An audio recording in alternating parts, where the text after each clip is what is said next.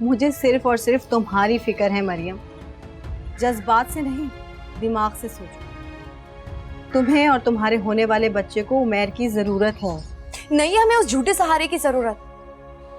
मैं इस काबिल हूं कि अपने बच्चे को खुद पाल सकती हूँ। ठीक है, अभी तुम मेरी बात नहीं समझोगी। कल ड्यूटी पे जाने से पहले यहाँ चक्कर लगाऊंगी। अगर तो तुम्हें उस शख्स की वकालत करनी हो ना, तो प्लीज मत आना। अरे सबा बस दुआ करो, उमैर मरियम को कहीं से ढूंढ लाए तो सब कुछ ठीक हो जाएगा।